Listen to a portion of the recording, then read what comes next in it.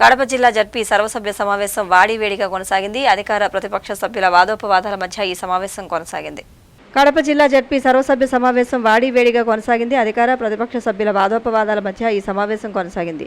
మంగళవారం ZP incharge chairman Sharada అధ్యక్షతన కొనసాగింది. అయితే రాష్ట్రంలో టీడీపీ అధికారంలోకి వచ్చాక మొదటి సర్వసభ్య సమావేశానికి 4 టీడీపీ ఎమ్మెల్యేలు డుమ్మా కొట్టడం సర్వత్రా చర్చనీయాంశంగా మారింది.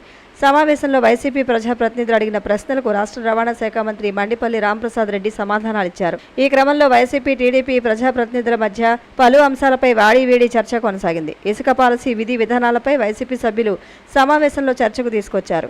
టీడీపీ సభ్యులు తాము బటన్ నొక్కే ప్రభుత్వం కాదని తమది రైతు ప్రభుత్వమని చెప్పుకొచ్చిన తరుణంలో పలువురు సభ్యుల మధ్య కొద్దిసేపు వాదోపవాదాలు కొనసాగాయి. ఇలాంటి మీటింగ్ గత 5 సంవత్సరాల్లో ఎప్పుడైనా జరిగిందని నేను ప్రశ్నిస్తున్నా. ఎక్కడ మాకు అధికారం ఉందని అహం కానీ అహంకారం కానీ మాలో లేదు.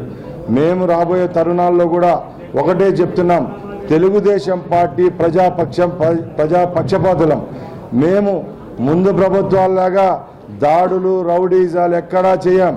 మేము ఒకటే చెప్తున్నాం, ఈ ప్రజలకు మేము బానిసలం, కట్టు బానిసలుగా ప్రజల కోసం పని చేస్తామే తప్పక ఏ విధమైన దుశ్చర్యలకు పాల్పడమని ఇక్కడ సమావేశంలో తెలియజేసుకుంటున్నాం. ఉచిత ఇసుక అన్నాం. ఈరోజు చాలా మంది సభ్యులు మమ్మల్ని అడుగుతున్నారు, ఉచిత ఇసుక అంటే మీరు ఫ్రీగా ఇవ్వాలి కదా, ఇవన్నీ హ్యాండ్లింగ్ ఛార్జెస్ అని ఎవరు భరిస్తారు అంటున్నారు. మేము ఇప్పుడు ఇస్తూ ఉండేది కూడా ఏంది, నిన్న పాలసీ 30 రోజుల్లోనే ఈ పాలసీ ఫ్రేమ్ చేయడం జరిగింది.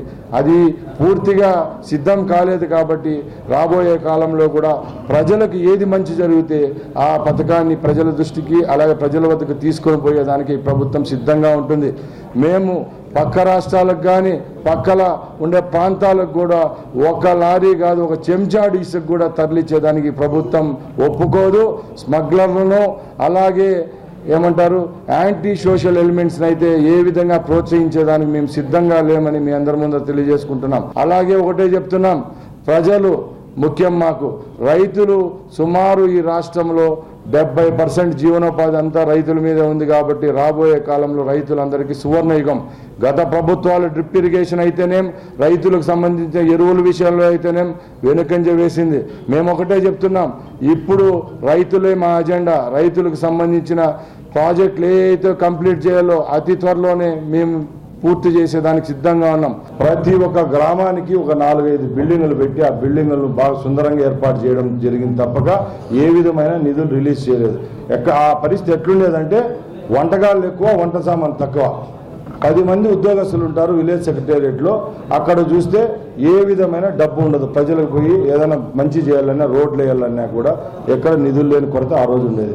అలాగే మేము ఒకటే చెప్తున్నాం, ఈరోజు రాష్ట్ర ప్రభుత్వాన్ని మాకు ఇచ్చే రోజుకి మైనస్లో ఉన్న బడ్జెట్ అందరూ ముక్కుపై వేలు వేసుకునే విధంగా మొన్న 1వ తేదీన 4,000 కోట్ల రూపాయలు పెన్షన్లు ఇవ్వడం జరిగింది.